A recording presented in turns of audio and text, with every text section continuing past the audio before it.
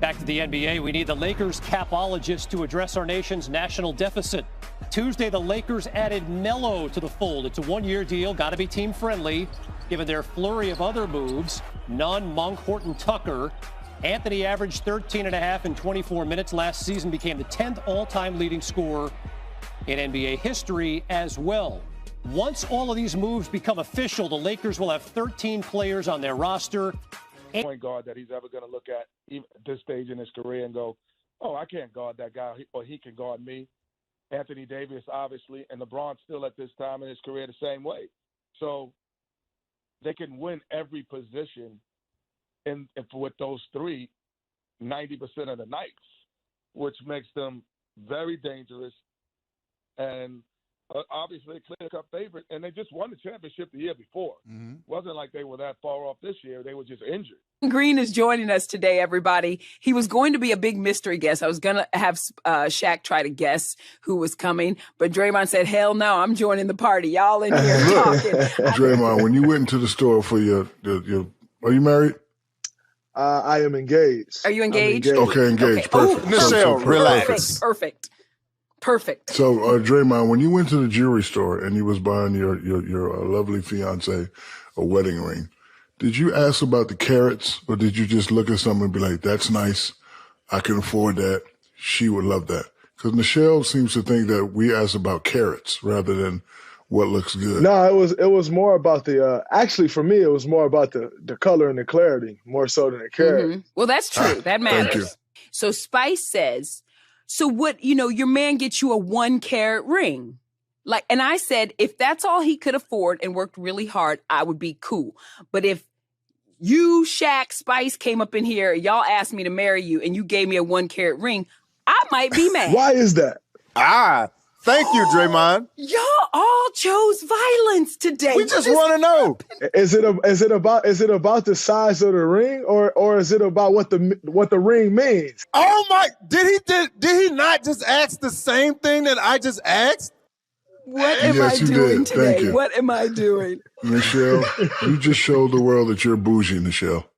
Yes. No, that's it right there. Yeah, he ain't got 5 carats. He better not even come in front of me and my mama talking about getting married if he ain't got no 5 carats. Come on, man. You can't do that. I grew up on a farm. How can I be bougie? So how can you ask for a 10-carat ring if you go? You see, that's the thing. You can't. Who you said can't anything mention, about 10 carats? You can't go back to the farm and then talk about you need a 10-carat ring. Like, ooh, good that's point. Two complete different ends of the spectrum. That's a good point. I never said that. I'd be happy if it was beautiful in 3 carats. I'd be happy. What if it was beautiful in 1 carat? Thank you. What did I say before? If he worked really hard. There's always got to be conditions with you, Michelle. We all worked really hard. So just because someone makes a little more money, they didn't work hard? I'm not dealing with you high value men. I'm just going to stay over here in my lane. Can we talk basketball, please? Draymond, what do you think was going on with Julius Randle? I like young fella. I'm not going to bash him, but it just seemed like when I was playing, I like to look at people's eyes. Mm-hmm. Like during the national anthem, I have my head down and then for the land of the free, and then I'm looking up and saying, "Oh, I got him." Mm-hmm. So his eyes ain't looking right to me. Again, I don't want to bash the young fella. You think he's worried? You think he's trying too hard? That's what I think is going on. I think he's trying too hard. You get there and you want it so bad, and the reality is, if I'm not mistaken, this may be his first playoff appearance in the NBA. Even if it's not, this is definitely his first appearance as the go-to guy. And Shaq, you and I both know when you're the go-to guy in the playoff series, and you obviously know it from being that guy, I know it from being in the position and actually playing with guys who are really that guy when it comes to scoring the ball. When that's what you do and you go into the playoffs, your first strength is gone. So whatever you do best, it's gone. They're locking in on that. And it takes some adjusting, getting used to that. He hasn't had to see that. And so what that then leads to is a guy who's pressing. And so if you watch these games, I feel like he's out there pressing because he's never seen that, and it's just like a shot. And now you want to give it all that you got and you want to go harder. And most of the time when you do that, it actually works even further against you. And I think that's the issue that he's dealing with. Man, the memes is going crazy now too, man. It's like every other game, it's like they put me up there shooting all them threes and missing. I'm like, God, this is getting bad right Cream now. Bigums is everywhere right now. Yes, Cream Bigums. I've seen that meme a lot with my name next to it, so I ain't too happy about that meme either. I never did it, Dre. I never put it out there. I just retweeted. Speaking of Draymond, yeah, he said he just retweeted. First of all, I want to give you a compliment because I love your game playing, but I think you're fantastic being an analyst. I think you do a really, really, really good job, and I think you have a super long future. So I'm just giving you big ups. I think you do a great job, and especially with those guys, I think you fit. You fit right in because you give it as good as you get it. Thank you. But you were talking about, kind of say that what again, you Michelle. guys went through. Oh, no, Michelle. Don't say it He again. gives it what? Why do I do this every week? Why do I set myself up for every single week? No, say it again, but just say it slow. He does what? As good as you what? You see what I have to put up with, Draymond? You Man. Rough. Every Yeah, week. It's the same every week. By the way, you've had to put up with a lot this season. You got Steph back. That was great. But then you lost Clay. And then you lost your number 1 draft pick. And then y'all were like, what am I going to do? So Steph said, I'm just going to score a zillion points a game. So where does this season to you for the Warriors rank, like, in the pantheon of your career? Was it just the most eventful? Was it the most stressful? Do you think one of the most accomplished? I mean, I think you guys accomplished a lot for what you had to deal with. I think under the circumstances, I think we played well under the circumstances. I don't think it doesn't rank up there with the top seasons in my career at all because we lost, and it definitely doesn't rank at the top of my career as far as stress goes. Because losing is easy. It's the winning that's hard. It's the expectation of going in there every single day, knowing that everybody thinks you're going to win, knowing that everyone's watching. The expectations are as high up as you can see. Those are the stressful times. Losing is easy. And so, where we didn't make the playoffs, like that's not very stressful to me. When you go into a game and you're not expected to win and you get a free swing, there's no stress in that, and so I don't think as far as stress goes, from a basketball standpoint, this season wasn't stressful at all. From a overall standpoint, it was extremely stressful with all the COVID testing and all of those different things, no fans. But from a basketball standpoint, you're not expected to win. Ain't no stress in that, which is why you can see guys play great on terrible teams, and then they go to teams where the games are meaningful, and all of a sudden you don't recognize the player because losing is easy. Yeah. Yeah, that's very true. That's interesting. I want to ask both you and Shaq, because you've dealt with Draymond for the past couple seasons, like big injuries to big-time players. Shaq, you had to deal with that with people on your teams. What's that like watching one of your teammates go through and try to battle their way back? I mean, mentally, it probably is even harder than physically. You hear that with football players a lot, Spice. Like, you have come back from a bad injury, you might be fine, but that first, like, the first hit, you got to get in your head mentally. You got to get back. So what's that like watching, your teammates try to battle back? For me, it was the starting all over process because you're on top, you're winning, boom, boom, boom. Then one of your guys go down, now you're back to being regular. You're back to being Clark Kent and Superman, and then you gotta wait. You're working hard. That's the hardest part. And that's what I mentioned earlier. Like all this stuff ain't guaranteed. So when you got the opportunity to go and get it, you gotta go get it. I know you asked a question, but I want to ask Draymond a question inside this question. MVP. What does most valuable player mean to you? Because I argue with Chuck and Kenny. They always seem to think it's the guy that's doing well, but his team has the best record. Because I got kind of bashed for saying Steph Curry is the MVP this year because he's the baddest boy in the league. They said, he didn't make the playoffs. I was like, I don't care he didn't make the playoffs. He the baddest boy in the league. Ain't nobody out there doing what he doing. And they talking about Jokic and Embiid because their team got a better record. I said, it's not most valuable players. It's most valuable player. So what's your thought on that, Draymond? Well, he's not going to say not Steph. That's his teammate. I mean, I love basketball, and if you love basketball, it should have been Steph. And if you know basketball, it should be Steph. Number one, the same team that won 39 games But this can year. an MVP be on a team that doesn't make the playoffs? Yes, because it's most valuable player, singular.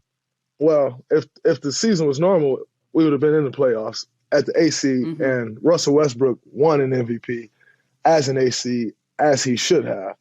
I think when you're looking at the MVP, it is the most valuable player. And what is your value and what is the value too? Because at the end of the day, our roster wasn't the same. It wasn't as good as the Nuggets roster. Our roster was not as good as Philly's roster. And so if you're going to say, well, that team had the best record, that guy's the best player on that team, that doesn't work because all rosters aren't the same. This same team that, we were in the play-in game with and were the 8th seed, that same team won 15 games last year when Steph Curry was hurt.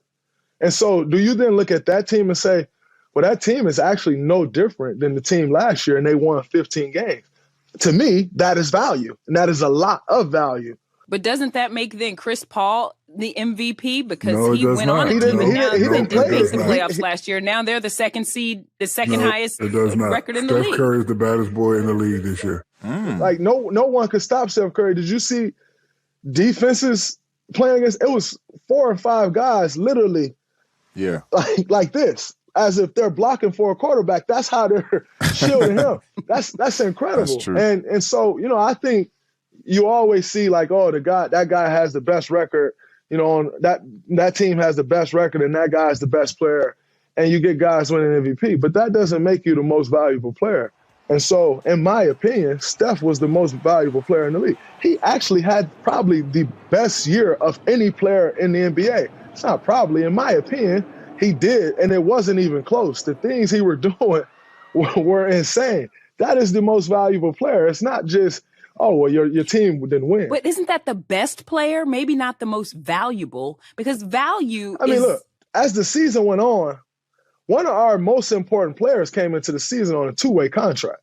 I think Juan, and who I'm speaking of, he definitely earned his keep. He's created a name for himself, and he's created a lane for himself in the NBA. But the reality is the organization saw you as a 2-way player coming into the season. You played well enough, and sure enough, it got to a point to where we needed him to win. Other guys wasn't dealing with that, who we're saying, their record was better. They deserved the MVP.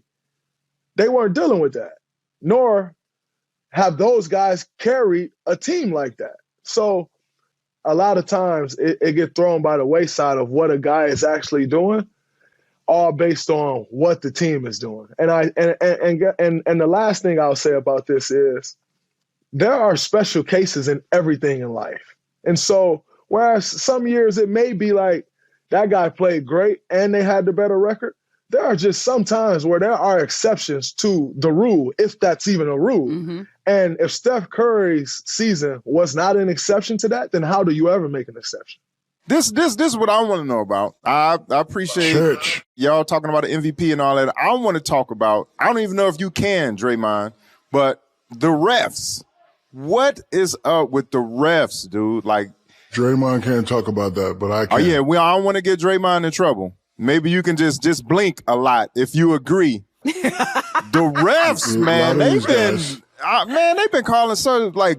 I just say let the guys play. Like, this is the playoffs. The flagrant fouls are insane. A lot of guys have been in the game for a long time, and in my opinion, they think it's about them. So a lot of times they be making these calls, and instead of going up with the charge like this, they want to, they want to do the antic. They want to feel involved. And I used to always tell them they didn't come to see you play. Mm-hmm. They didn't come to see you play. You said that to the refs? All the time. Often. I would like to see consistency. If I'm coming down the lane and Draymond wraps around my arm, I ain't going to say nothing. But when I try to reach at his ball, don't be calling fouls. Mm-hmm. Keep that same energy. Keep the same energy. And sometimes, they just be, and then like if you have a bad relationship with them, they're going to remember it. Mm-hmm. They're going to always remember it. They're going to remember it.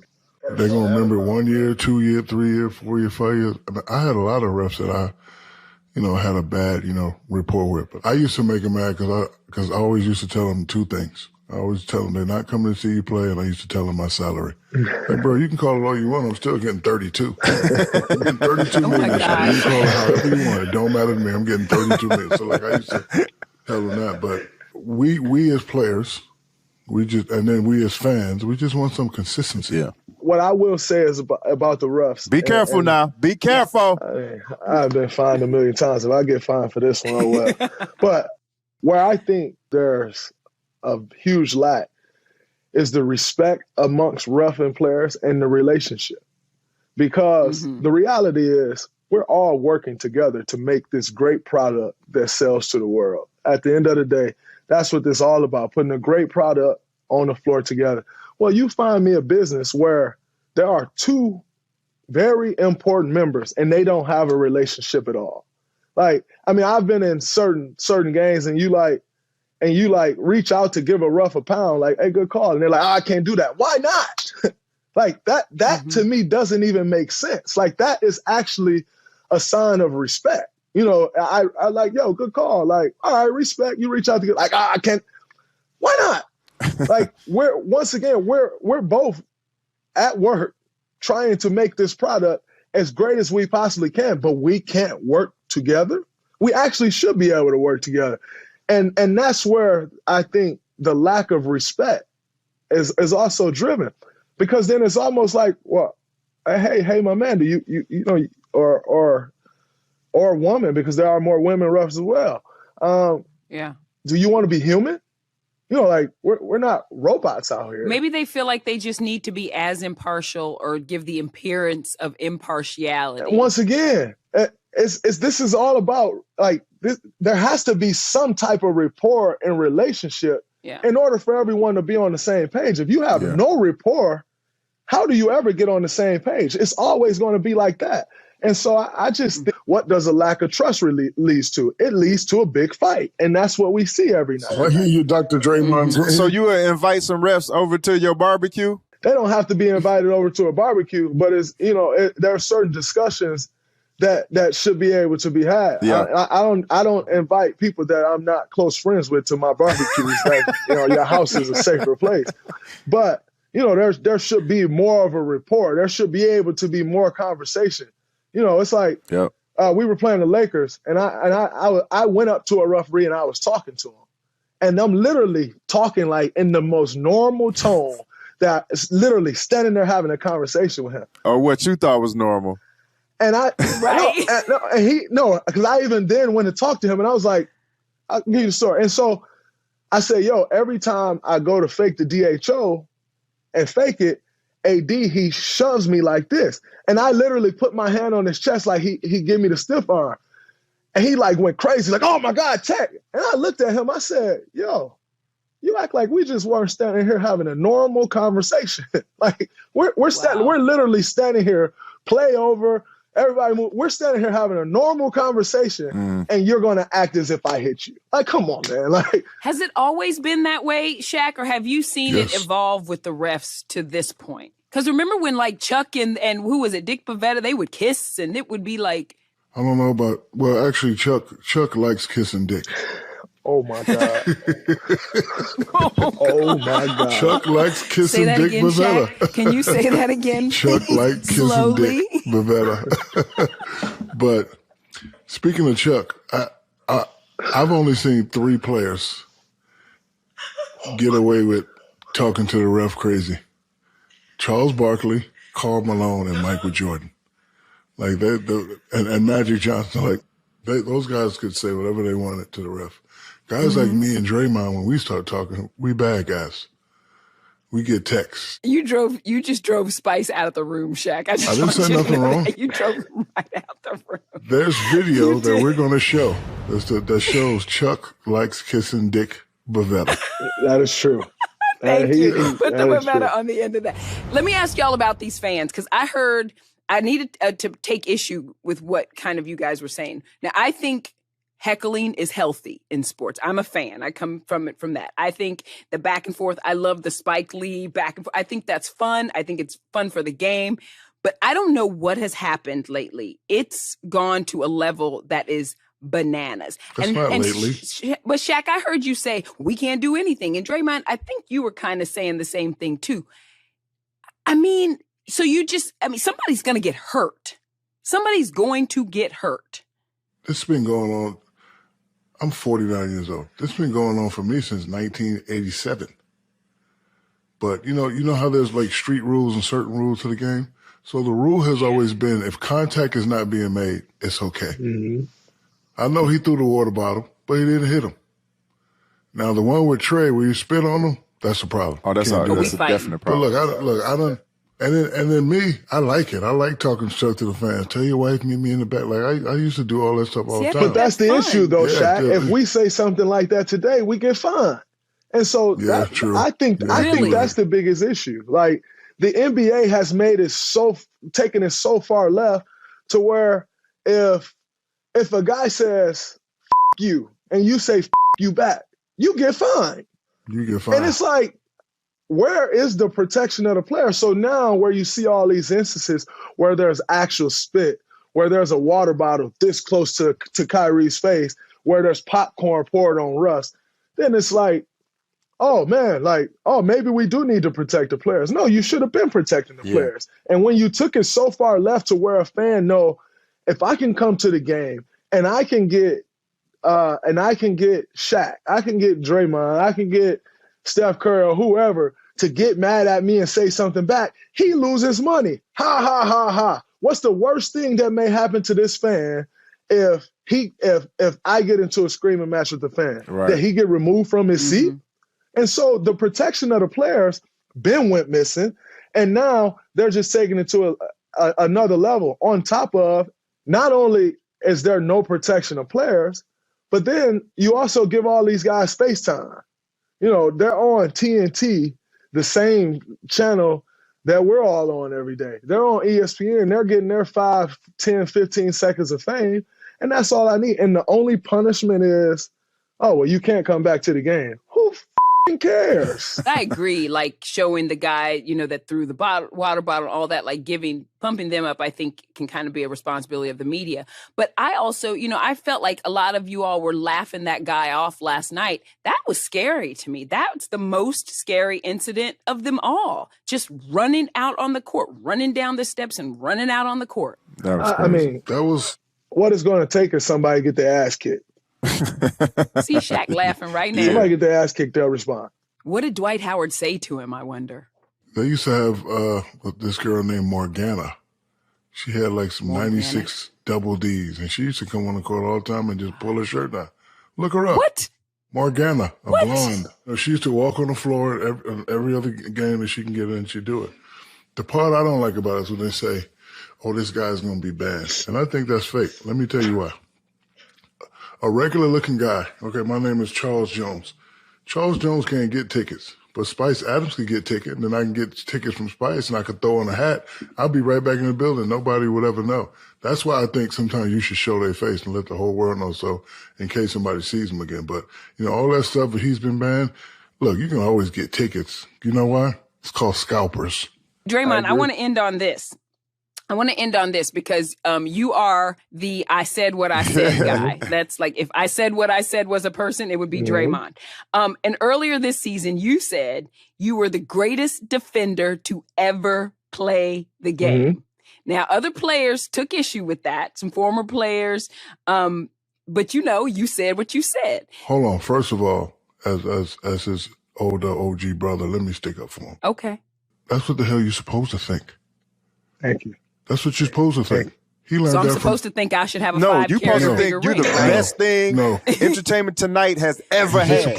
Listen. Exactly. Listen, he's supposed to think that. Not only that, we always get on people that don't have the hardware. Like, okay, yeah, you might be that, but you ain't got no ring. He got 3. He got G14 classification to say that. He learned that from us. We learned that from Magic. Magic learned that from Dr. J. So all these people talking about, that's their opinion. But like me, I'm the baddest big motherfucker ever, in my opinion. My opinion too, by the way. But they're going to say Will, Kareem, all that, and I'm cool with that. But me, when I was playing, that's how you're supposed to think. And that's what great minds do. Well, you changed the game because you were a different kind of big man too. I mean, it was different. Forget that. That's what you're supposed to say. So like, all these people when I make comments, like going at people, I try to make it a teaching moment. Like people try to make it a beefy moment, but I try to make it a teaching moment. When I heard that, I didn't have nothing to say because that's how you're supposed to think. And he got the G14 classification to say it. Man got 3 rings. Well, how come you so hard on these big men today then if they say some stuff like that? Because you know what? I'm trying to teach them how to be great. I'm telling Joel Embiid, yeah, you can shoot the 3 like Clay, but you got you got Wiggins on you. Back his ass down and jump hook him to death. Mm-hmm. Quit shooting the 3, man. Okay, you can shoot. I'm happy for you, but you got a little guy on you. We trying to get that number 1 seed. We trying to get the player. We trying to get you a ring so that you can really be a great big man. Because being a good big man ain't good enough for me. You got to be great. Mm-hmm. And I only respect greatness because you know what? When I was good, they used to kill me. Kareem said one time, hey, Shaq's averaging 38, but they ain't won nothing. Mm-hmm. They get swept every year. And I couldn't say nothing back because he had G14 classification, and he was right. Yep. Every time me and Kobe lost, we got swept. So, Shaq, you're averaging 38, and Kobe, you averaging 31, but how are y'all great if y'all ain't winning? Mm-hmm. And that's the only thing I'll be trying to teach these young big guys. So, go ahead, Draymond. How do you follow that? Dre? I mean, I appreciate that.